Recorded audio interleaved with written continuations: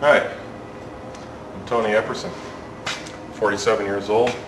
I'm a builder. I've been building big, fast, powerful vehicles for 30 years. The premise was, can you build a car out of a pile of scrap?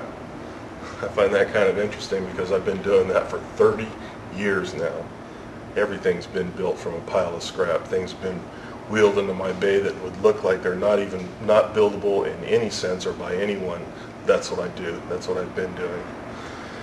I enjoy this type of work.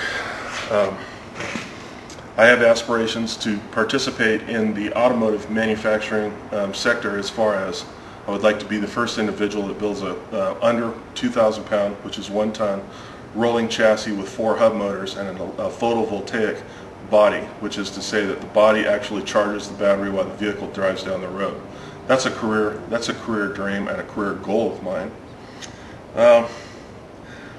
Things that I like being back in LA. Things that I don't like all the smog and the pollution that I see in Los Angeles. It's really a beautiful city, and it's really unfortunate that it's been reduced to this smog-infested pile of rubble.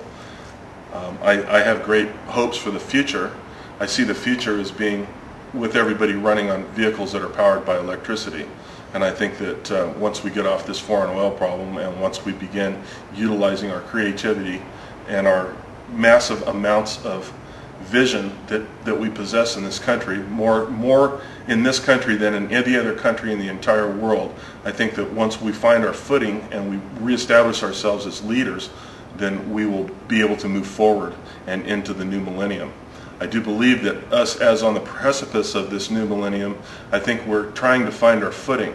I think that at some point we're gonna find our footing, and we're gonna run, and we're all gonna be better off for the things that are discovered. You know, like the computer. That was a great one. Now, there are many more untapped stores of intellect and intelligence that are going to be brought into something that's going to be a future that we can all be proud of, in a city that we can live in, where we can all be happy and live and be healthy, because we can't really do it. This is really not sustainable, burning petroleum products for automotive transportation. It's really not, in my opinion, what I would refer to as sustainable. Thank you very much. I'm Tony Epperson. Thank you very much for your time. We'll be right back after this.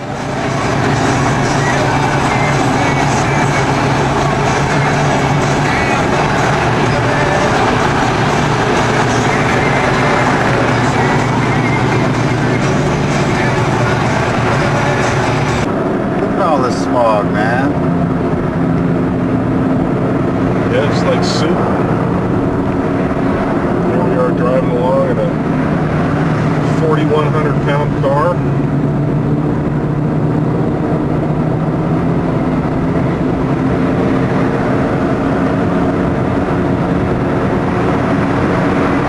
The particulate that burns up in the diesel, that's the thing that physically bothers me. These diesel trucks, we need a light rail system in this town that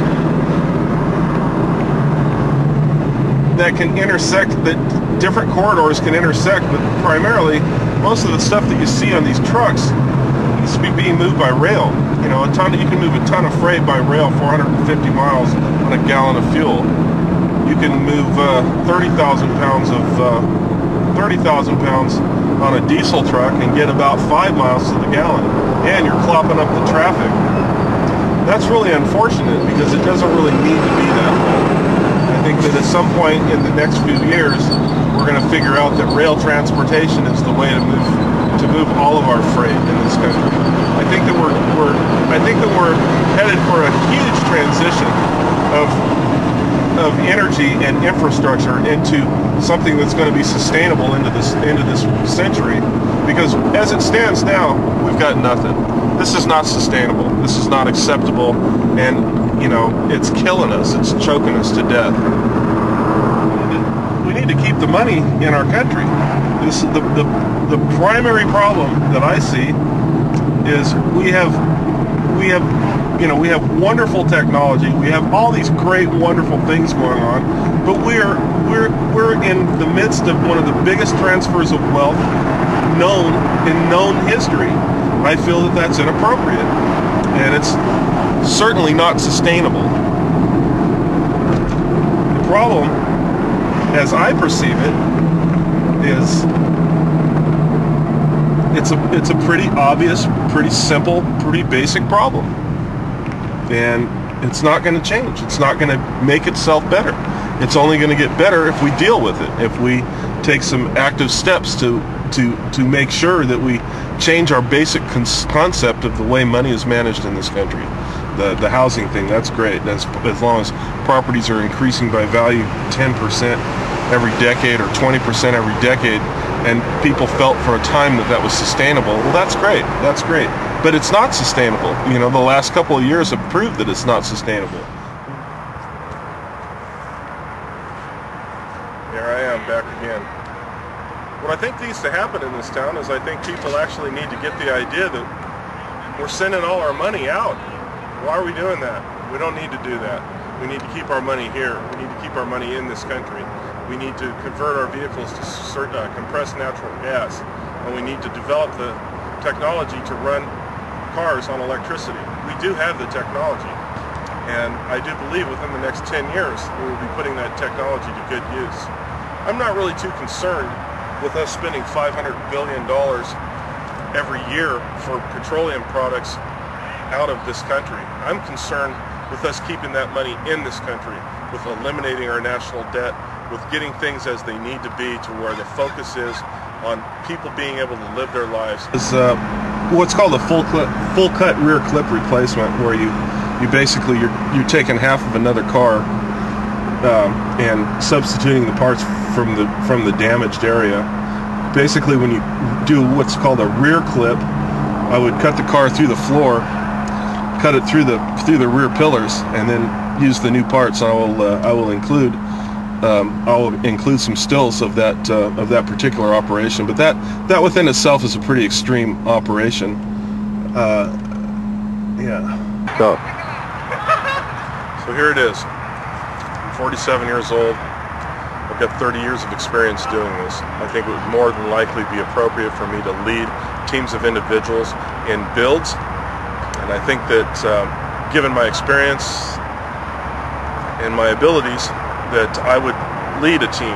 I would be more inclined to be in charge of several individuals of perhaps less experience under my tutelage. I will have to say this: I am not tolerant of people who are not able to do what they say they're going to do. Somebody tells me that they're going to be able to participate in a project, and I think that they possess the ability and they're picked to participate in the project.